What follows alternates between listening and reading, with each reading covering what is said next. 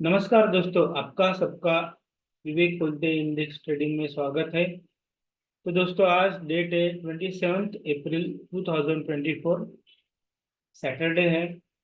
इस YouTube channel में हम वीकली वीडियो बनाते हैं। स्टॉक मार्केट और इकोनॉमिक न्यूज उसका एक एनालिसिस करते हैं और उसके हिसाब से ट्रेडिंग करते हैं। तो दोस्तों, स्टॉक मार्केट में हम बात करते हैं Nifty, bank Nifty, Dow Jones और कभी कभी अदर स्टॉक्स या इंडेक्स के बारे में बात करते हैं। दूसरा, इकोनॉमिक न्यूज में ग्लोबल इकोनॉमिक न्यूज उसका एनालिसिस। दूसरा, डोमेस्टिक इकोनॉमिक न्यूज उसका एनालिसिस। तो दोस्तों, लास्ट टाइम हमने बात की थी 20 अप्रैल को 2024 को। मार्केट इंडिकेट कर रहा था मूव टूवर्ड्स एटीएच और वो एटीएच मीन्स ऑल टाइम है। तो दोस्तों, हमने मार्केट में वैसी मूवमेंट देखी। ऑल टाइम हाई की तरफ मार्केट मूव कर रहा था, उसके पहले मार्केट नीचे गिर रहा था। तो ऑल टाइम हाई के नजदीक आया, लेकिन उधर रुक गया, लेकिन उसके ऊपर ऊपर नहीं गया।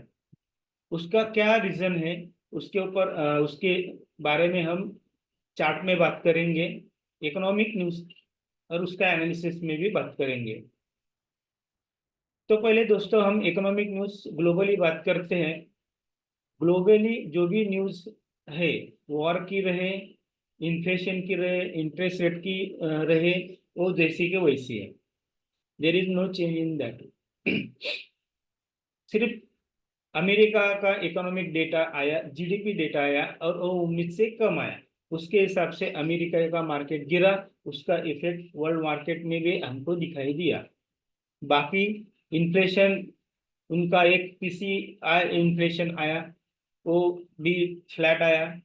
उसके पहले इन्फ्लेशन आया था, वो भी उसके दो हफ्ते पहले आया था, वो ज्यादा आया था। तो उसका रिएक्शन मार्केट ने दिया था। और हम अभी मई की एक्सपायरी में दाखिल हो चुके हैं। मीन्स अप्रैल की एक्सपायरी खत्म हुई और मई की एक्सपायरी चालू हो गई। तो उसके हिसाब से सभी मार्केट में हमको इफेक्ट दिखाई दिया। इम्पोर्टेंट बात है कि जो वॉर चल रहा है उसकी न्यूज आ रही है। उसके बारे में टेलीग्राम चैनल है, आपको पता है, विवेक कुलते एनालिसिस और विवेक कुलते चैट बोल के ग्रुप है। ओपन हो रहा है, दिखाता हूँ। वहां पे पोस्ट किया था, सडन स्टॉप हो सकता है वॉर के हिसाब से।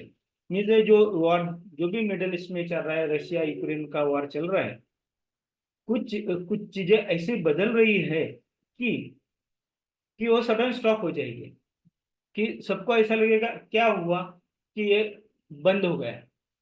हो सकता है वो टेम्पररी स्टॉप भी हो सकता है या परमानेंट स्टॉप भी हो सकता है। वो तो वो न्यूज आने के बाद वो उसकी मेन रीजंस क्या पता चलेंगे और बताएंगे। जो भी कंट्रीज है वो उसके ऊपर डिपेंड रहेगा। लेकिन ये चीजें हो सकती है, कुछ ऐसा इंडिकेशन मिल रहा है।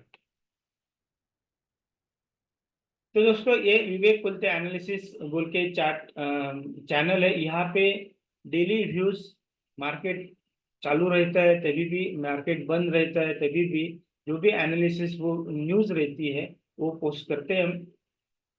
और उसका एनालिसिस करते हैं, कुछ स्टॉक के बारे में भी बात करते हैं। क्रूड ऑयल रहे, गोल्ड रहे और अदर जो भी न्यूज रहेगी। और दूसरा, एक चैट बोल के ग्रुप है, यहाँ पे आप ज्वाइन होके आपकी कोई भी क्वेरी हो सकती है, आप पूछ सकते हैं जब भी टाइम मिलता है। Generally during the market time होता है तो तुरंत उसका हम व्यू बताते हैं। और हर बार बोलते हैं हम कि हमारा व्यू, आपका व्यू और आप किसी को फॉलो करते होंगे, उसका व्यू अगर मैच होता है या परसेंटेज वाइज जिस तरह जाता है उस डायरेक्शन में आप स्टॉक्स या इंडेक्स में के बारे में आपका फाइनल व्यू बना सकते हैं। तो वापस आते हैं ग्लोबली। ग्लोबली नया कुछ नहीं है। सभी जगह पे क्वार्टरली रिजल्ट आ रहे हैं, जैसे हमारे मार्केट में आ रहे हैं, उसका इम्पैक्ट मार्केट में आ रहा है। लेकिन कुछ इंडिकेशन ऐसा है कि स्टॉक मार्केट या शेयर मार्केट कभी फॉरवर्ड लुकिंग रहता है। फॉरवर्ड लुकिंग मीन्स आगे क्या होने वाला है उसके ऊपर प्राइस में रिएक्शन आती है।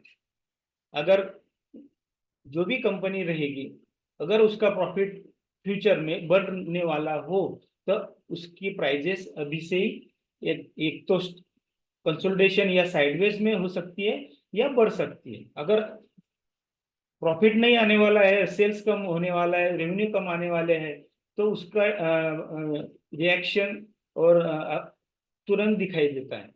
मीन्स बहुत बार ऐसा हुआ है, बड़े बड़े मीन्स अमेरिका का स्टॉक्स रहे या इंडिया के स्टॉक्स रहे, क्वार्टर के रिजल्ट अच्छे आ गए, लेकिन स्टॉक में करेक्शन हो गया, स्टार्ट हो जाता है। क्योंकि जो अच्छी तरह से एनालिसिस करता है, जो जिसको जो क्वार्टर रिजल्ट अच्छी तरह से अंडरस्टैंड करता है, जो बड़े इन्वेस्टर रहते हैं, वो फिर प्रॉफिट बुकिंग चालू करते हैं। ये थोड़ा हमको दिखाई देगा ऐसा लग रहा है, क्योंकि नया बड़ा नेगेटिव पॉजिटिव न्यूज अभी ग्लोबली कुछ भी नहीं है। सिर्फ अमेरिका का इलेक्शन है, लेकिन वो अक्टूबर नवंबर में है। मेरे ख्याल से नवंबर दिसंबर जनवरी में इलेक्शन है।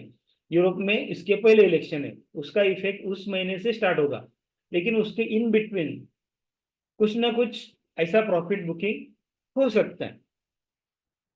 मीन्स जिसका अच्छे रिजल्ट आ गए उसमें भी हो सकता है, जिसके निगेटिव रिजल्ट आ गए उसमें ज्यादा हो सकता है। मीन्स अनवाइंडिंग होगा या बेरिश में जा सकते हैं, ऐसा ग्लोबली भी दिखाई दे रहा है। हम अभी डोमेस्टिक पे आते मीन्स ग्लोबली कुछ भी नहीं है। इंटरेस्ट रेट तो अभी तो 6 महीना तो बढ़ने वाले नहीं है। मीन्स क्या है, इंटरेस्ट रेट पे तो कोई मार्केट अप डाउन हो गई नहीं। सडनली उन्होंने कम कर दिया सडनली, तो बात अलग है। तो फिर इंटरेस्ट रेट के ऊपर मार्केट की मूवमेंट नहीं होगी। एक इम्पोर्टेंट पॉइंट है। अभी बात करते हैं डोमेस्टिक। डोमेस्टिक में हमारे यहाँ पे सेकंड चरण का इलेक्शन के वोटिंग हो चुके हैं। मीन्स हम तो पूरी तरह से इलेक्शन मोड में हैं। 2019 के कंपैरिजन में इस साल वोटिंग परसेंटेज कम हुए हैं। नियरली 62% हो रहा है, या 65, जब किधर किधर कहाँ कहाँ पे 70%। लेकिन कंपेयर टू 2019 परसेंटेज कम है। उसका रीजन क्या होगा वो पता नहीं। लेकिन अगर वोटिंग परसेंटेज कम होते हैं, तो वन साइडेड विक्ट्री या वन साइडेड कोई भी पार्टी जीतने की संभावना कम होती है। क्योंकि चांसेस हो सकते हैं कि कम सीटें आए जो भी आने वाली होगी, या सरकार नहीं बना पाए, या कोalition आ जाए। ये हमको फिफ्थ चरण में जो वोटिंग होगा उसके बाद में पूरी तरह से पता चलेगा, और उसके ऊपर मार्केट रिएक्शन देगा। मैं कल भी वोटिंग हुई, लेकिन कम हुई जहां जहां पे मीन्स अच्छे अच्छे स्टेट में भी वोटिंग कम हुई। रीजन कुछ भी हो सकता है, लेकिन मार्केट उसके ऊपर रिएक्शन जरूर देगा। क्योंकि अभी 2 साल से मार्केट जिस तरह से बढ़ा है, उसमें करेक्शन तो आएगा। उसका पहला इम्पैक्ट इलेक्शन रिजल्ट के बाद ही होगा। अगर मान लो रिजल्ट वन साइडेड आ गए, तो मार्केट रिकवर जल्दी हो जाएगा। उस दिन तो अपर सर्किट लग सकता है। 4 जून को आएंगे रिजल्ट, तो 5 जून को तो अपर सर्किट लगेगा। अगर वन साइडेड विक्ट्री आती है, अगर नहीं आती है, कोई भी मेजोरिटी नहीं आती, तो लोअर सर्किट लगेगा। ये तो होगा ही। अपर सर्किट या मीन 5%, 10% ही हो सकता है, ऐसा नहीं है। लेकिन 3-4% तो गिर सकता है। लेकिन वो होना नहीं चाहिए, इसलिए मार्केट में मैनिपुलेशन भी हो जाएगा। तो फिर वो सर्किट लगने की चांसेस भी कम हो जाती है। जो पता है वो मालूम है। जैसे ईरान और चल रहा था कि हम आपके ऊपर हमला करेंगे, हमला करेंगे, वो भी बोल रहे थे हमला करेंगे। मैं सबको पता है वो हमला करने वाले, तो सब लोग प्रिपेयर रहते हैं। वैसे ही यहाँ पे हो सकता है, क्योंकि वो सडन न्यूज नहीं है, वो न्यूज पता थी नियरली। तो उसके ऊपर रिएक्शन उतना इतना सर्किट हो भी हो सकता है, ज्यादा इम्पैक्ट आया तो इससे कम भी हो सकता है। तो मार्केट रिएक्शन देने के चांसेस दो चीजें हैं निगेटिव साइड से। वोटिंग परसेंटेज अगर कम होते जाते होंगे तो धीरे धीरे मार्केट रिएक्शन देगा। दूसरी बात है, इंडेक्स को बढ़ाने के लिए जो भी स्टॉक्स है वहां पे अभी थोड़ा थोड़ा थकावट बोलते हैं कि अभी बाइंग करने वाले नहीं, क्योंकि बड़े स्टॉक में एफआईआई बाय करते। तो एफआईआई बाय अभी एग्जिट कर रहे हैं। अभी कल भी उन्होंने मेरे ख्याल से 3,000 करोड़ का माल बेचा। तो अभी वो निकल रहे हैं। छोटे तो नहीं करते, मिड कैप और स्मॉल कैप में रहते हैं। तो बड़े स्टॉक में एंट्री नहीं होगी तो फिर बाइंग कौन करेगा? तो उसमें थकावट आएगी, तो उसमें जो इंडेक्स के हेवी वेट है उसमें रिएक्शन आ सकती है। तो इलेक्शंस, क्वार्टरली रिजल्ट नियरली बड़े बड़े कंपनी के आ चुके हैं। इसका इम्पैक्ट ये हम कुछ लैंग्वेज बोल सकते हैं कि सैचुरेशन लेवल आ गया। अभी ऊपर भी नहीं जा सकता है, नीचे भी नहीं जा सकता है। ऐसी चीजें हो सकती है। उसके बारे में उसके बाद में रिएक्शन देगा। ये डोमेस्टिक न्यूज और उसका एनालिसिस हम कर सकते हैं। तो अभी एक नेक्स्ट वीक में थोड़ा सा कॉशंस हम रहेंगे। उसका और एक रीजन है, चार्ट पे बताता हूँ। ये तो मैंने न्यूज के हिसाब से इकोनॉमिकली क्या न्यूज है उसके ऊपर एक एनालिसिस किया, लेकिन चार्ट पे दिख रहा है कि ये क्यों हो सकता है। खुलेगा तब तक हम बात करते हैं।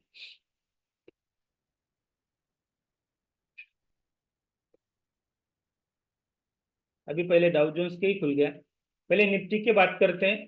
वापस यहाँ पे बात करता हूँ, हम डेली चार्ट पे बात करते हैं। कम से कम इंडिकेटर करते हैं minimum 5, maximum, sorry, minimum 3, maximum 5। दूसरी बात है, कैंडलस्टिक पैटर्न यूज करते हैं। Triangle pattern, ascending triangle, descending triangle, rising veg, falling veg या पैरेलल चैनल, इसके ऊपर ड्रॉ करके इसके ऊपर एनालिसिस करते हैं। और उसके हिसाब से एक वीकली व्यू बनाते हैं और हम ट्रेड करते हैं। देखो देखो, 20 अप्रैल को ये निफ्टी बैंक निफ्टी फ्यूचर की बात है, स्पॉट की बात नहीं है। 20 अप्रैल को हमने वीडियो बनाया था। अभी चार्ट पे देखते हैं, ये 20 है, ये 19 थे। ये 19 ये कैंडल्स बना था बड़ा नीचे से, और ये जो राइजिंग वेज का नीचे का लाइन था, ट्रेंड लाइन था, वहां पे रुका। नहीं तो राइजिंग वेज का हमको फॉल दिख सकता था। तो हमने हमने 20 को बनाया था। मिस ये देखो, ये क्या 22 में 20 को बनाया था वीडियो। तो हम बोल रहे थे कि एटीएम की तरफ जा सकता है। मीन्स आपने देखा कि इतना मूवमेंट आया। मीन्स 22,200 से 22,600 तक मूवमेंट हमने देखा। मीन्स 400 पॉइंट का मूवमेंट देखा, 400 या 500 पॉइंट का, जहां मार्केट ऊपर से नीचे गिर रहा था लेकिन कुछ भी न्यूज नहीं थी, फिर भी मार्केट ने अपसाइड रिएक्शन दिया। क्यों? क्योंकि मार्केट का डायरेक्शन वही था, जैसे गिरा था वैसे ऊपर आना था। और जो भी दो गैप हुए, देखो ये इस रेड कैंडल है, बाद में नेक्स्ट ग्रीन कैंडल है, यहाँ बीच में का गैप, और ये दो बड़े रेड कैंडल के बीच में का गैप, गैप फिलिंग होती है। जैसे गिरा, जिस स्पीड से गिरा, जिस वॉल्यूम से गिरा, जिस क्वांटिटी से भी गिरा और गैप छोड़ के गया, उसको रिकवर तो करना था। वो रिकवर हो गया। नियरली आप बोल सकते हैं कि 22,700 तक निफ्टी गया, और निफ्टी ने नियरली वो गैप फिल कर दिया। और उस इन बिटवीन बड़े बड़े कंपनी के रिजल्ट आ चुके हैं। अभी क्या, अभी फ्राइडे फ्राइडे को क्या हुआ? फ्राइडे को शॉर्ट कवरिंग हो गई, इसकी वजह से मार्केट ऊपर है। शॉर्ट कवरिंग नहीं रहती और धीरे धीरे बाइंग होके फ्राइडे को अगर मार्केट ऊपर ही रहता, मीन्स 22,500 या 600 के बीच में रहता, तो मंडे को ट्यूसडे को भी मार्केट अप जा सकता था। लेकिन जो शॉर्ट कवरिंग आ गई लास्ट 1 घंटे में, उसके बीच में जो गैप छूट गया, शॉर्ट कवरिंग का भी बीच में का गैप रहता है, वो फिल करने के लिए मार्केट जरूर आएगा। तो मार्केट में निफ्टी जरूर आएगा, तो निफ्टी वापस आ सकता है वो गैप फिल करने के लिए 22,400, ये स्पॉट की बात है। जब अगर 22,400 की तरफ अगर फ्यूचर आता है, तो 22,250 या 300 के बीच में 100 पॉइंट या 150 पॉइंट नीचे स्पॉट में आ सकता है, क्योंकि वो शॉर्ट कवरिंग का गैप भरने के लिए निफ्टी आ सकता है। इकोनॉमिक न्यूज के बारे में हमने बात किया, क्योंकि रिएक्शन आएगा इलेक्शन वोटिंग पे। डाउ जोन्स अमेरिका का मार्केट भी नीचे गिरा है, लेकिन ऊपर उठ नहीं चुके, क्योंकि वहां पे थोड़ा सा अलग ही चल रहा है। इंटरेस्ट रेट अभी 6 महीना बढ़ने वाला नहीं है। बहुत बहुत बड़े बड़े कंपनी के रिजल्ट नियरली आ चुके हैं, जो हेवी वेट रहते हैं। उसके बाद में क्या, उसके बाद में हेवी वेट जो बड़े कंपनी में बाय कौन करेगा? जिन्होंने नीचे लिया है वो प्रॉफिट बुक करेंगे, तो फिर इंडेक्स नीचे आ सकता है। उसका एक इंडिकेशन देखो, ये आप हाईलाइट देखते होंगे 22,600, ये कौन सा था? मार्च महीने का हाई था। मंथली हाई की बात चल रही है, एक्सपायरी टू एक्सपायरी नहीं, मंथली हाई। मंथली हाई को इतना कॉन्फिडेंटली क्रॉस नहीं कर पाया, ऊपर गया, लेकिन वहां से प्रॉफिट बुकिंग होके जो हमने ये जो पैरेलल लाइन बनाई है, जो ये आपको दिख रही है, बहुत नीचे से आई हुई अप ट्रेंड चैनल की पैरेलल लाइन का टॉप लाइन वहां पे जाके रुका है। मीन्स लास्ट महीने का हाई के लेवल पे और एक बड़े अप ट्रेंड चैनल के टॉप लाइन पे निफ्टी रुका हुआ है। अगर मान लो सैटरडे संडे कुछ और पॉजिटिव न्यूज आती है, अगर मंडे को अगर निफ्टी, फ्यूचर की बात चल रही है, 22,700 के ऊपर खुल के ऊपर जाता है, तो 23,200 के पास जल्दी जाएगा। अगर ऐसा नहीं होता है और नीचे खुलता है, मिस वो जो थर्सडे की सॉरी फ्राइडे की जो कैंडल स्टिक के उसका लो, मिस 22,500 नियरली पकड़ो, 22,500 के नीचे अगर ओपन होता है, तो वो आएगा, ये जो रेड लाइन है, जो सेंटर लाइन है, जो ये अपट्रेंड चैनल बड़ा ऊपर का, उसका सेंटर लाइन है, यहाँ पे पहले आएगा 22,400 की तरफ या 450 की तरफ। अगर वहीं पे नहीं रुका, तो वापस ये जो ग्रीन सॉरी ब्लू लाइनें हमने बनाई है, उसको सपोर्ट करने की कोशिश करेगा। अगर वहां पे सपोर्ट नहीं लिया, मीन्स सपोर्ट नियरली कहाँ पे आएगा? 22,200 के पास। अगर 22,200 के पास नहीं रुका, तो वापस आएगा नीचे कहाँ पे? इस पैरेलल लाइन की बॉटम लाइन को, मीन्स 22,000 की तरफ निफ्टी आ सकता है। वो नेक्स्ट वीक में भी आ सकता है, अगले वीक में भी आ सकता है। अगर ऊपर खुला तो ऊपर जाएगा, नीचे खुला तो नीचे आएगा। नियरली सपोर्ट रेजिस्टेंस मंडे के लिए तो वही है जो फ्राइडे की कैंडल स्टिक बनी है उसका हाई और लो। ऊपर खुला तो ऊपर जाएगा, नीचे खुला तो नीचे जाएगा। लेकिन वीकली सपोर्ट हम नेक्स्ट वीक तक क्या बोलेंगे, वीकली सपोर्ट है ये 22,300 और रेजिस्टेंस है 22,800। अगर ऊपर खुला तो 22,800 क्रॉस करके ऊपर जाएगा, और सपोर्ट है 22,300 के तरफ आके अगर नीचे गया, तो 22,000 की तरफ जाएगा। दो दो तीन चीजें इकोनॉमिकली भी है, न्यूज भी है, और कैंडल स्टिक में भी वो दिख रहा है।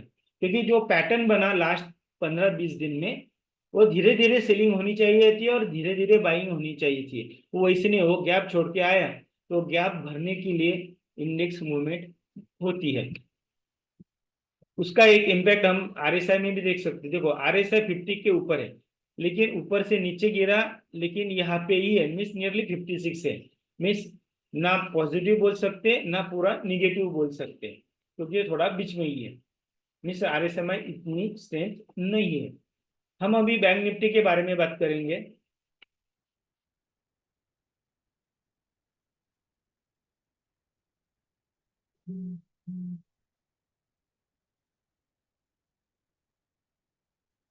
देखिए बैंक निफ्टी का भी चार्ट थोड़ा सा वही दिखा रहा है। कहाँ पे वीडियो बनाया था ये? 15 पे। ये बड़ी कैंडल है 19। देखो 1 2 3 4, बैंक निफ्टी भी ऊपर जाने की कोशिश की। बैंक निफ्टी ने नियरली वो गैप फिल किया, निफ्टी ने फिल करके ऊपर खुल के नीचे आया। ये भी थोड़ा सा ऊपर जाके नीचे ही है, नियरली सेम है। लेकिन बैंक निफ्टी और जाना चाहिए था ऊपर, उतना ऊपर नहीं गया, क्योंकि कोटक महिंद्रा की रिजल्ट क्या पता है आपको, क्या एक्शन हुई ये आपको पता है। एचडीएफसी का, एक्सिस का रिजल्ट आउट हो चुके हैं, सिर्फ अभी एसबीआई का पता है। लेकिन एसबीआई भी ऊपर जाके 810 पे गया था, थर्सडे को दी थी हमने कि 770 आसपास बाय करने के लिए बोला था। 810 तक गया था मिस मंथली एक्सपायरी की तरफ, तो वहां पे भी रुक गया। मिस बाइंग के लिए कुछ ना कुछ नई चीजें पॉजिटिव चाहिए। अभी बैंक निफ्टी में देखो, बैंक निफ्टी ये अप ट्रेंड चैनल बनाया था, उसके से भी सेंटर लाइन पे खुला है, रुका है, क्लोज हुआ है। अगर और मंथली हाई है उसके ऊपर ही क्लोज हुआ है। अगर मान लो बैंक निफ्टी भी अगर खुलता है और 48,800 के ऊपर जाता है, तो भी वो 49-50,000 की तरफ जाएगा। अगर उसी कैंडल के नीचे खुला तो पहले 48,000 आएगा, फिर 48,000 के बाद सीधा इस अप ट्रेंड चैनल पहले यहाँ पे सपोर्ट लेगा 47,600, और उसके बाद में ये जो अप ट्रेंड का डाउन ट्रेंड लाइन है, ये आता है 47,300 की तरफ आएगा। ये दोनों चांसेस है। मिस पोस्ट भी किया था, आपने देखा होगा, मेक और ब्रेक।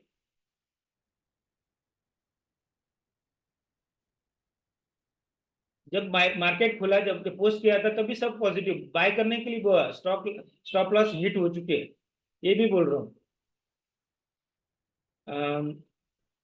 फ्राइडे के मॉर्निंग में जब बाय किया था हमने, तो उसके स्टॉप लॉस हिट हो चुके हैं, क्योंकि वो सेकंड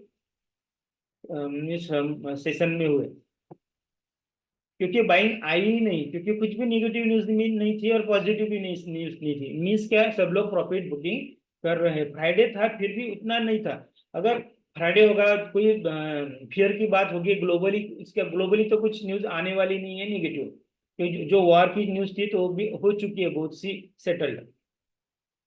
ये देखो पोस्ट पोस्ट किया था 20/15/28 को, यूरोपियन मार्केट। देखो ये 15/29 को किया था, index closing near to make और ब्रेक लेवल, उसके पहले किया था प्रॉफिट बुकिंग मेन स्टॉक में आ सकती है। और एक रीजन भी पोस्ट किया था, वोटर वोटर टर्नआउट के। ये आप देख लीजिए 60% के नीचे आता है ना, तो फिर बहुत सी बड़ी जोर से प्रॉफिट बुकिंग सभी स्टॉक में आ सकती है। कितनी तक, कितनी लेवल तक आएगी, वो होने के बाद पता चलेगा, अभी कुछ नहीं पता चलेगा, क्योंकि अभी मार्केट अभी भी अप ट्रेंड में है। तो ये चीजें हमने लिखी थी। और अभी एनालिसिस यही है, मेक एंड ब्रेक लेवल पे है। सेंटिमेंट थोड़ा सा रुक गया है पॉजिटिव साइड्स पे, क्योंकि जो होना था हो चुका है। अभी नया कुछ तो चाहिए मार्केट ऊपर जाने के लिए। अगर मार्केट ऊपर नहीं जाता है तो फिर बियर हावी हो जाते हैं, और आपको पता है वो पटक पटक के मारते हैं। आपने बहुत लोगों ने एक्सपीरियंस किया होगा, क्योंकि बियर के हाथ में अगर मार्केट जाता है तो ऊपर लाते हैं और धड़ाम से नीचे गिराते हैं, और पता भी नहीं चलता है कब गिर गया आपका स्टॉक या इंडेक्स। तो इसलिए लास्ट महीने में एक बार लिखा था, जैसे आप बुलिश होके प्रॉफिट कमाते हैं, तो भी बीरिश होके भी आपको प्रॉफिट बुकिंग करना चाहिए। मीन्स आपका ट्रेडिंग सेटअप वैसा होना चाहिए कि अगर मार्केट ऊपर जा रहा है, नॉर्मली सब लोग बुलिश ही रहते हैं, बुल ही रहते हैं। अगर अब जा रहा है तो मैं प्रॉफिट कमा रहा हूँ, अगर नीचे आ रहा है तो मेरा ट्रेडिंग सेटअप वैसा होना चाहिए, तभी कि मैं नीचे आता है मार्केट तभी भी मैं प्रॉफिट कमा सकता हूँ। दोनों साइड से आपको चीजें आना चाहिए। अगर अपन फुल्ली वन साइडेड रहेंगे तो फिर दिक्कतें ज्यादा हो सकती है। ट्रेडिंग सेटअप की बात चल रही है, हर एक का सेटअप अलग अलग होता है। मेरा और आपका 100% अलग होगा।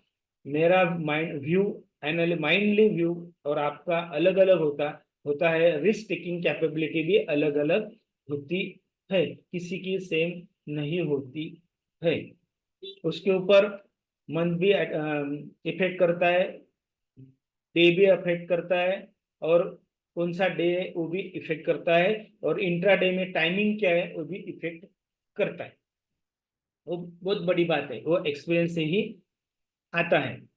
लेकिन अगर आप बुलिश है और स्टॉप लॉस ट्रिगर हुआ है और आपको लगता है मार्केट नीचे गिर रहा है, तो फिर आप बियरिश मिस शॉर्ट के ट्रेड करना चाहिए, उसका सेटअप भी आपको आना चाहिए। तो दोस्तों हमने बात की निफ्टी बैंक निफ्टी की सपोर्ट रेजिस्टेंस की भी बात की। हम अभी डाउ जोन्स के बारे में बात करते हैं, और एक इंडिकेटर है मार्केट नीचे आने की, डाउ जोन्स। मिड कैप के बारे में भी बात करेंगे। देखो डाउ जोन्स में उसके पहले ही गिरा था, इन्फ्लेशन की वजह से ऊपर आया, लेकिन जीडीपी डेटा उनका कम आने के बाद वापस नीचे आया। ये बड़ा अप ट्रेंड लाइन है पीछे आया हुआ, उसका सेंटर लाइन भी क्रॉस करके सस्टेन नहीं हुआ, और अभी भी क्लोज हुआ उसके ही बहुत नीचे। माइक्रोसॉफ्ट या गूगल के रिजल्ट आ गए अच्छे, फिर भी ओवरऑल डाउ जोन्स पैटर्न के हिसाब से नीचे ही है। एक आप इलिट व्यू के हिसाब से देख सकते हैं, ये देखिए डबल टॉप बनाया, अभी बात की थी नीचे आ सकता है। अगर यहाँ से इसको, इस बड़ी कैंडल को 1 बोलेंगे, इस 2 को बोलेंगे, ये 3 बोलेंगे, इस 4 बोलेंगे, तो फिफ्थ चालू हो गया, और फिफ्थ इसका 37,000 की तरफ, या ये जो अप ट्रेंड चैनल की बॉटम लाइन है, या 37,500 की तरफ क्लोज होता है इलिट व्यू के हिसाब से। आपको पैटर्न पता होंगे, मेरे से भी अच्छे आप एनालिसिस करते होंगे। अब मिड कैप में बात करेंगे। मिड कैप अभी भी पॉजिटिव है। ये जो अपट्रेंड चैनल है बड़ा, उसका सेंटर लाइन कोई पकड़ के, इंडेक्स नीचे गिर रहा था लेकिन मिड कैप ऊपर जा रहा था। अगर इंडेक्स नीचे आएगा तो देखो रेजिस्टेंस कहाँ पे, ये यही है हाई, कौन सा, 11,000। अगर 11,000 नहीं क्रॉस करके सस्टेन हुआ, तो फिर मिड कैप में भी जैसे मेन इंडेक्स में सेलिंग आएगी आगे आएगी, वैसे मिड कैप में भी सेलिंग आ सकती है। लेकिन इस बार अगर सेलिंग आ गई तो फिर मिड कैप इंडेक्स 10,000 की तरफ जा सकता है। तो जो अच्छे फंडामेंटल स्टॉक्स है, जो बहुत बढ़ चुके हैं, उसमें प्रॉफिट बुक करना चाहिए। वो नीचे आएंगे तो आप वापस खरीद सकते हैं। दूसरी बात है, जो निगेटिव फंडामेंटल स्टॉक्स है, उसमें तो निकल ही जाना चाहिए। उसमें तो वो गिरेंगे तो ऐसे गिरेंगे, उनमें तो रिकवरी बहुत मुश्किल है।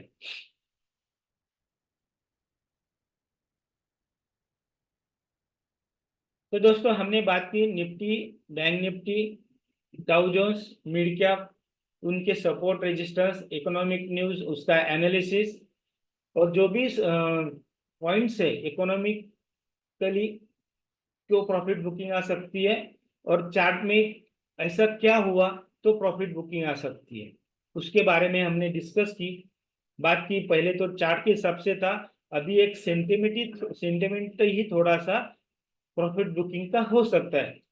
ऐसा नहीं है कि मंडे को ही स्टार्ट होगी, ट्यूसडे, मेनली ट्यूसडे कोई डायरेक्शन पता चल जाता है मार्केट कहाँ पे जाएगा, क्योंकि मंथ मंथ मई महीना चालू हो गया, उसका पहले दिन मार्केट ने निगेटिव इंडिकेशन दिया है।